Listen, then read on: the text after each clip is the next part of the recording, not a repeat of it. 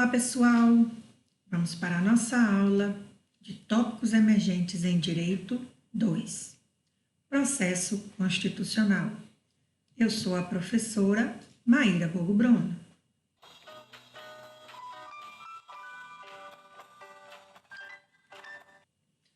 Nesta aula, iremos estudar sobre representação interventiva, também chamada de ação direta interventiva, apelidada de IF.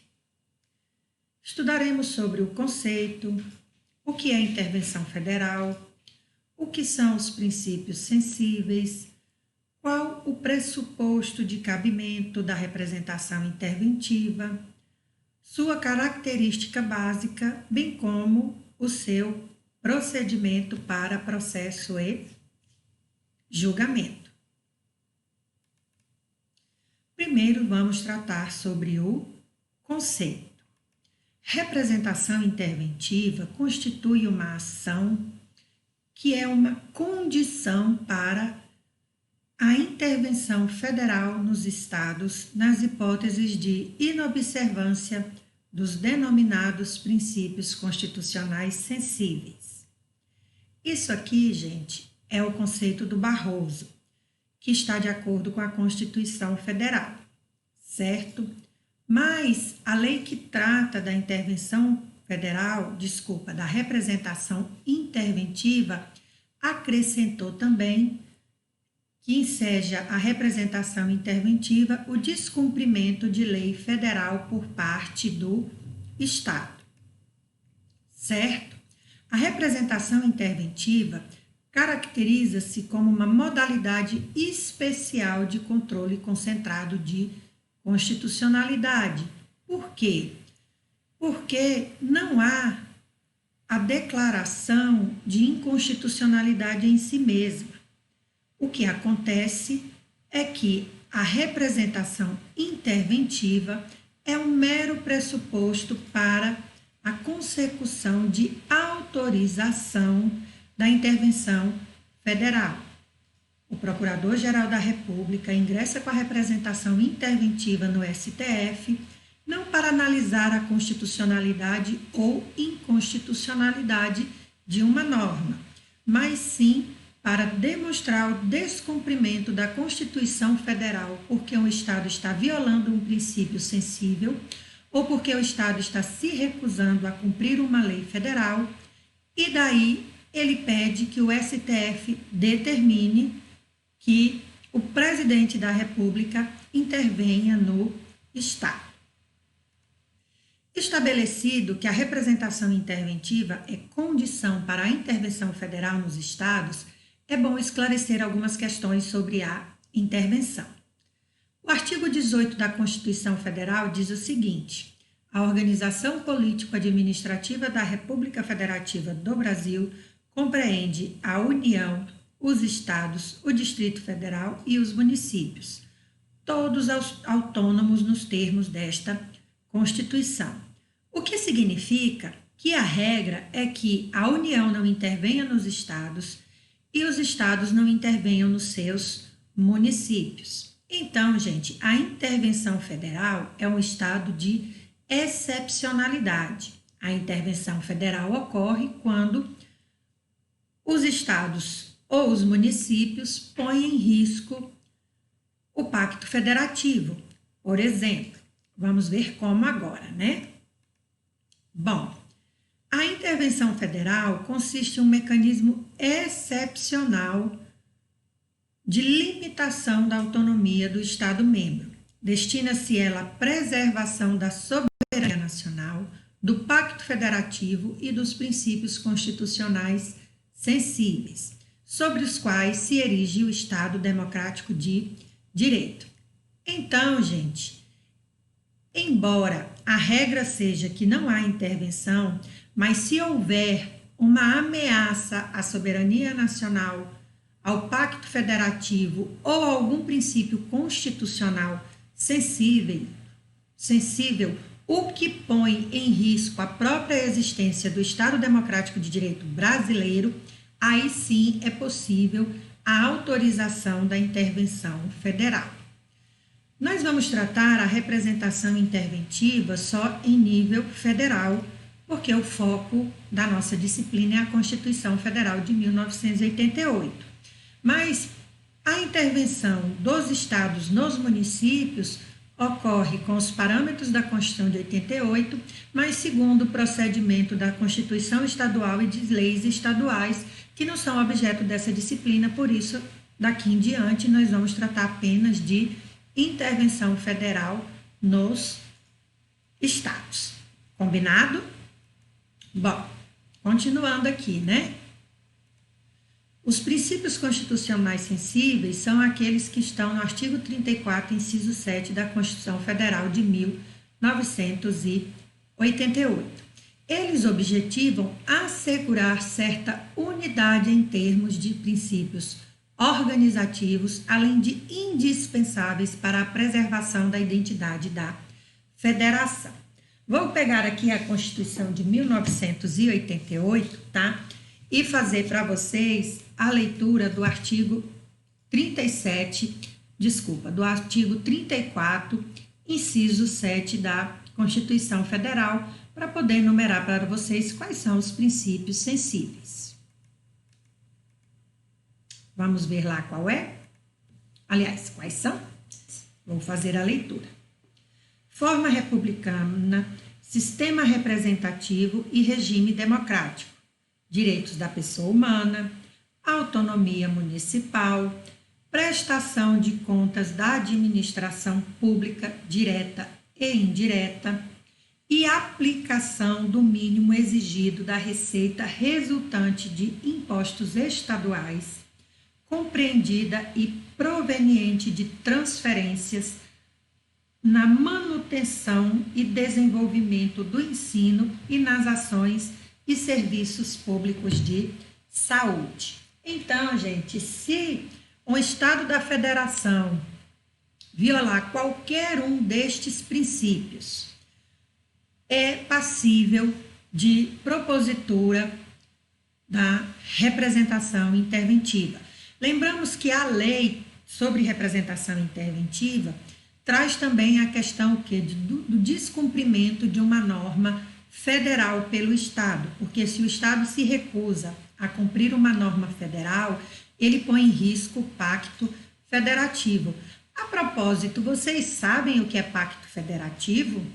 Bom, o pacto federativo, gente, é o que constituiu a República Federativa do Brasil, ou seja, os Estados-membros que existiam na época abriram mão da sua soberania para se juntar e criar um ente maior, que é a União, dando origem à República Federativa do Brasil.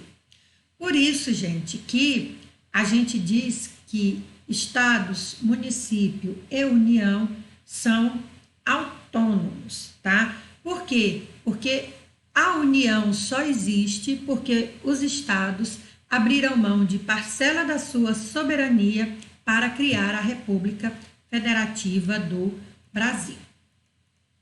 Bem, agora a gente vai estudar qual é o pressuposto básico de cabimento da representação interventiva e qual a sua principal característica.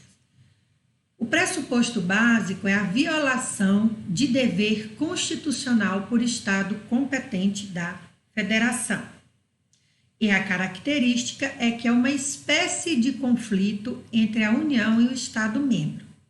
Quando a gente fala do pressuposto, lembrando que a violação desse dever constitucional, é o respeito aos princípios sensíveis, e 2, é a obediência no cumprimento de lei federal. Então, esses são deveres dos Estados-membros.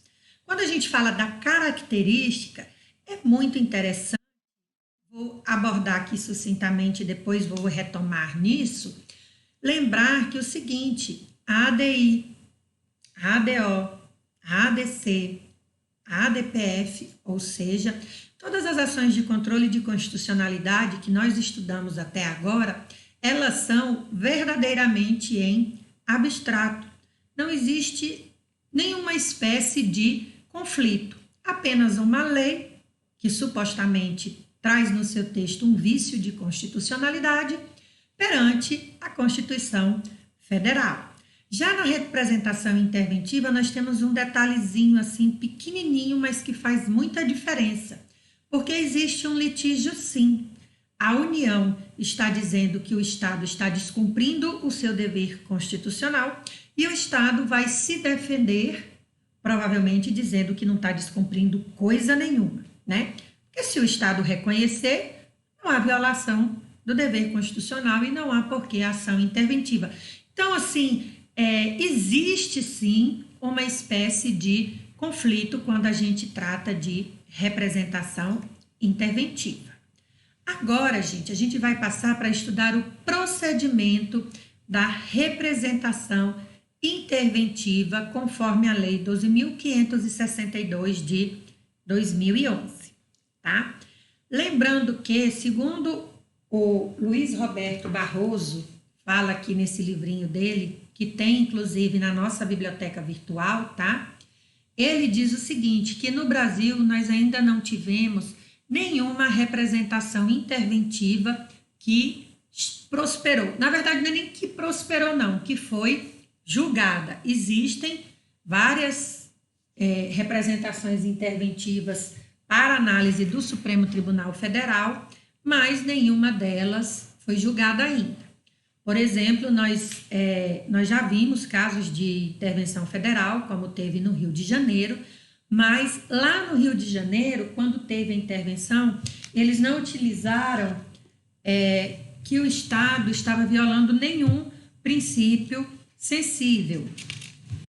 A justificativa para a intervenção federal no Rio de Janeiro foi o inciso 1, manter a integridade nacional, certo?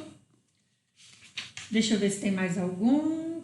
Não, só esse mesmo. Então, a intervenção última que nós tivemos, que foi da União no Rio de Janeiro, em 2018, 2019, ela se tratava do inciso 1 do artigo 34, então não precisava de representação interventiva. Sem contar também que ela foi de iniciativa do próprio presidente da República, então não precisou que o STF dissesse ao presidente para implementar a intervenção no Rio de Janeiro. Então, gente, agora vamos lá estudar o procedimento da Lei 12.562 de 2011 quanto à representação interventiva. Lembrando que, como todas as outras ações de controle concentrado de constitucionalidade, a representação interventiva também possui um procedimento especial. Por quê? Porque além das regras básicas de processo existentes no Brasil, lá no Código de Processo Civil, nós temos também esse procedimento especial estabelecido por essa Lei 12.562 de 2011. Vocês não têm por que mais errar, né? Ou desconhecer que o controle concentrado, os instrumentos de controle concentrado, ADI, ADO, ADC, ADPF e IF tem procedimento especial.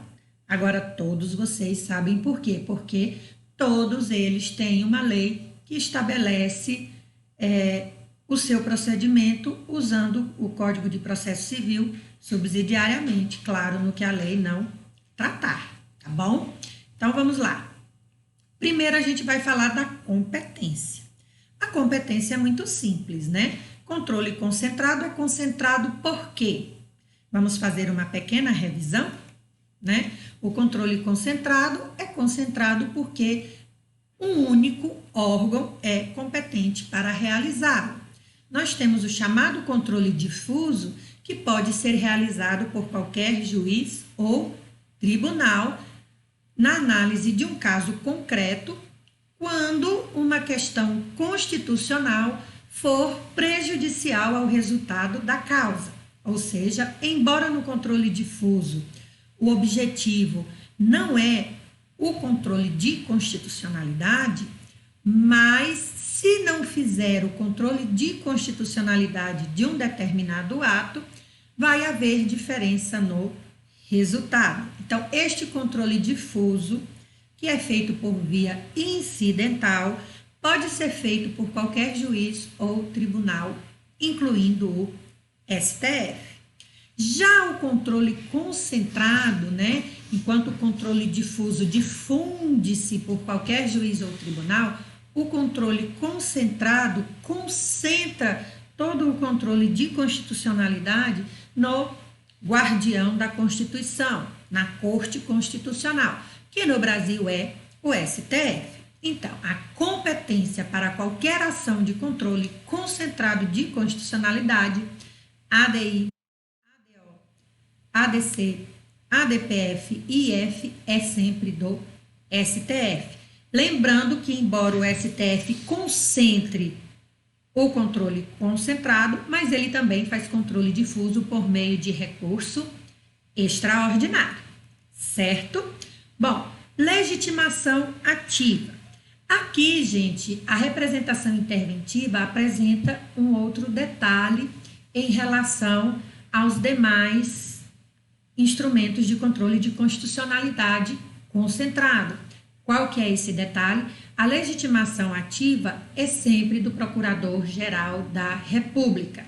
Só o Procurador-Geral da República que garante, né, a harmonia do sistema jurídico do Brasil, né, a harmonia, a integração do nosso ordenamento jurídico, é que pode propor a representação interventiva perante o STF. Legitimação passiva.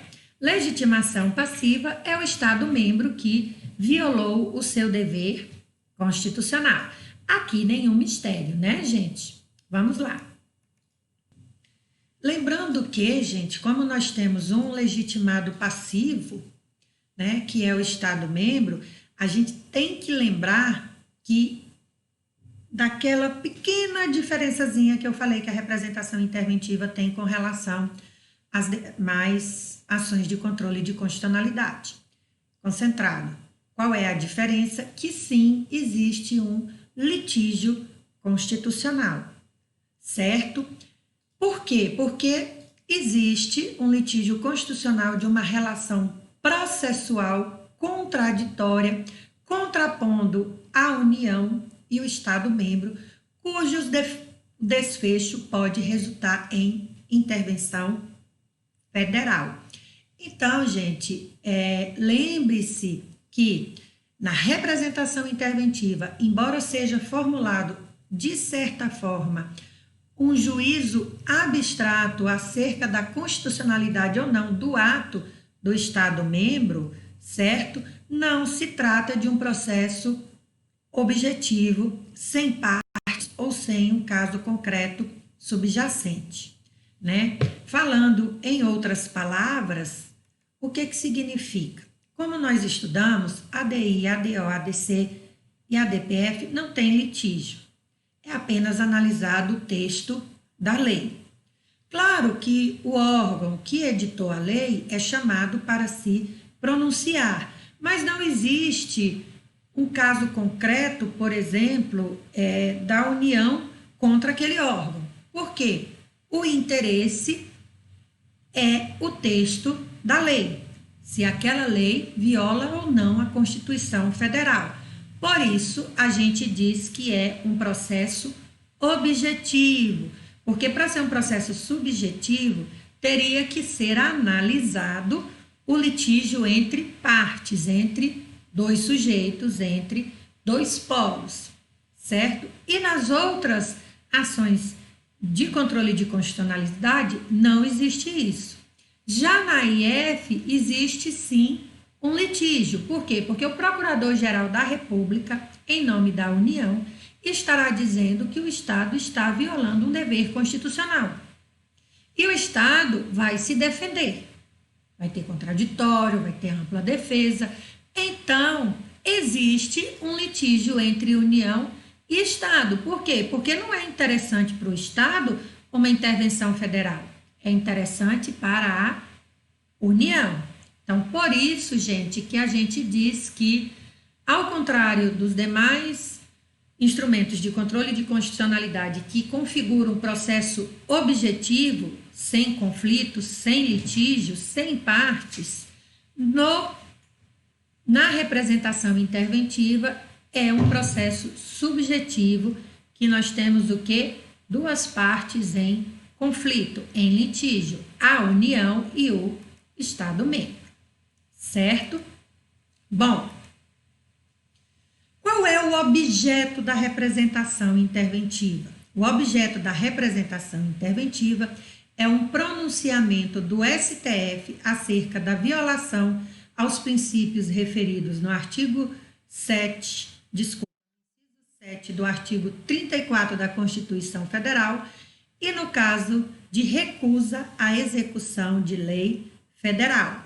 Dá uma lembradinha aqui, né, de alguns princípios sensíveis, por exemplo, a forma republicana, o sistema representativo, o regime democrático, os direitos da pessoa humana, autonomia municipal e etc. Sobre o processo e julgamento, né? Como qualquer outra ação de controle de constitucionalidade, na representação interventiva também é preciso a especificação da causa de pedir e do pedido. O que significa isso? O PGR vai ter que dizer, olha, o Estado do Tocantins está violando o seguinte princípio sensível. Por isso, aquilo e aquilo outro. E relatar bem os fatos, trazendo todas as provas necessárias para demonstrar que o Estado está violando o princípio sensível, ou seja, para demonstrar que há a violação de um dever constitucional e o liame entre o ato do Estado e aquele dever constitucional. Bom, se não tiver presente isso, se não tiver bem especificado o pedido e a causa de pedir, pode haver o indeferimento liminar, tá? Da petição inicial da representação interventiva, certo? Ou também, gente, quando não for o caso de representação interventiva, o PGR diz que o Estado está violando o dever constitucional ou que o Estado está se recusando a cumprir uma lei federal e o relator chega à conclusão de que isso não está acontecendo. Então, se não for o caso de representação interventiva, ou se faltar algum dos requisitos estabelecidos nesta lei, ou se a petição for inepta nos termos do Código de Processo Civil, tá? Essa representação interventiva vai ser indeferida liminarmente.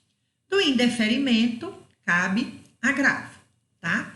Bem, continuando aqui, né, sobre o processo e julgamento, cabe medida liminar que, para ser concedida, é preciso o consenso da maioria absoluta dos ministros do STF, ou seja, no mínimo 6 ministros.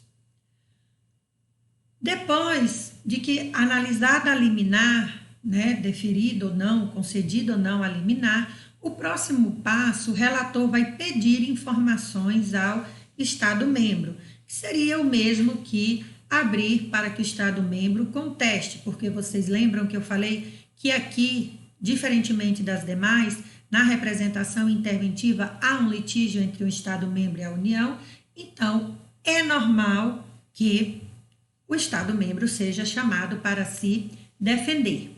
Após a oitiva do Estado-membro, né, após a manifestação do Estado-membro, serão ouvidos o advogado-geral da União e o procurador-geral da República. Como em qualquer outra ação de controle de constitucionalidade, eles têm que dar o parecer, tá? Sobre o descumprimento ou não de um dever constitucional pelo Estado-membro. Também, conforme as outras ações de controle de constitucionalidade, na representação interventiva, se o relator entender necessário ouvir um amicus curiae, pode. Lembrando a vocês que amicus curiae é aquela pessoa que não é parte, né, no processo, mas que tem notório saber sobre o objeto da causa. Pode ser um perito, pode ser um advogado, por exemplo, pode ser um advogado. Se for uma questão na área de saúde, né, lá da linha E, por exemplo, ou de educação, pode ser um médico, pode ser um professor. Então, amicus curiae é aquela pessoa que entende do assunto da causa e vai dar o seu parecer para ajudar o relator ou qualquer outro ministro do STF a fundamentar o seu voto. Também existe o quê? A cláusula de reserva de plenário, que significa o quê? Que para que haja o julgamento da ação de representação interventiva, é preciso que seja feito pelo pleno do tribunal. Além disso, vige ainda aquele quórum especial de no mínimo 8 ministros. Se não tiver esses 8 ministros, a audiência, ou seja, a sessão de julgamento será adiada e remarcada e só acontecerá quando tiverem outros 8 ministros presentes. Conforme o pedido liminar, também para a decisão final é preciso que haja o quê? Maioria absoluta entre os ministros do STF. Se estiverem presentes 8 ministros, por exemplo, que é o mínimo, no mínimo 6 tem que ser favoráveis ou contrários para que haja o indeferimento ou deferimento da representação interventiva. Ou seja, se tiverem presente 8 ministros, 5 forem a favor e 3 forem contra, vai ter que ser marcado um novo julgamento, porque não alcançou a maioria absoluta de 6 ministros. Como qualquer outra ação de controle concentrado de constitucionalidade, também na representação interventiva, a decisão é irrecorrível e também não cabe ação rescisória. E quais são os efeitos da decisão? Bom, do ponto de vista subjetivo, por que aqui na IF a gente está separando um ponto de vista subjetivo e outro objetivo? Porque enquanto nas demais ações de controle de constitucionalidade, você está pedindo a declaração da constitucionalidade ou da inconstitucionalidade de uma determinada norma e pronto, e esse é o efeito, a suspensão dos seus efeitos, a extinção daquela norma, aqui na IF gera 2 efeitos diferentes, um efeito subjetivo e um efeito objetivo. O efeito subjetivo é o seguinte: se o STF entender que realmente o Estado está descumprindo um dever constitucional, o presidente da República deve implementar a intervenção federal naquele Estado. Não é discricionariedade do presidente da República. Se a representação interventiva for julgada procedente pelo STF, o presidente da República é intimado a implementar a intervenção federal naquele Estado que está descumprindo um dever constitucional. Do ponto de vista objetivo, a decisão na representação interventiva não tem como efeito a declaração de nulidade ou de ineficácia do ato que ensejou o descumprimento de um dever constitucional, seja por meio da violação de um princípio sensível, seja pelo descumprimento de uma norma federal. Por quê? Porque não são os ministros do STF que vão dizer, ou seja, que vão analisar o ato em si. Quem vai analisar o ato é a autoridade interventora, ou seja, aquele que o presidente da República designar como interventor ao implementar a intervenção federal. Quanto aos efeitos temporais da decisão, os efeitos temporais, como a gente viu, pode ser ex tunc ou ex nunc. Quando a gente fala de representação interventiva, o efeito temporal, em regra, é ex nunc, ou seja, é prospectivo. Por quê? Porque como a representação interventiva não tem como objeto o ato em si, mas a implementação ou a implantação da intervenção federal, então o efeito da decisão é daqui para frente, ou seja, da data da decisão para frente, o presidente da República tem que implementar a intervenção federal, certo? Existe, segundo o Barroso, que é ministro do STF, então ele deve saber do que ele está falando, né? Segundo o Barroso, existe uma exceçãozinha nessa regra de ex nunc, certo? Em alguns casos, o Procurador-Geral da República, ao invés de pedir necessariamente a intervenção federal, ele pede apenas o quê? A suspensão do ato que ensejou o descumprimento de norma constitucional. Então, nesse caso, se o Procurador-Geral da República tiver pedido a sustação do ato impugnado, aí sim o efeito vai ser ex tunc, ou seja, prospectivo. Então, gente, vocês estão percebendo que na representação interventiva nós temos mais uma exceçãozinha, né? Qual é essa exceção? Ao invés de, em regra, o efeito ser ex tunc, em regra o efeito é ex nunc. Então, nós vimos aí, né? A intervenção federal tem alguns detalhezinhos interessantes que eu vou dar uma breve revisada aqui com vocês, né? A primeira diferença da intervenção federal com relação a outras ações de controle de constitucionalidade é que a representação interventiva, ela tem o quê? Um litígio. Se tem um litígio, tem também o quê? Partes. É a União contra o Estado. Outra diferença. A ADO e a ADC tem vários legitimados, certo? Que estão lá no artigo 103 da Constituição Federal. Já na representação interventiva, o único legitimado ativo é o Procurador-Geral da União. E, por fim, a outra diferença é que os efeitos da decisão não serão ex tunc, mas serão ex nunc em regra.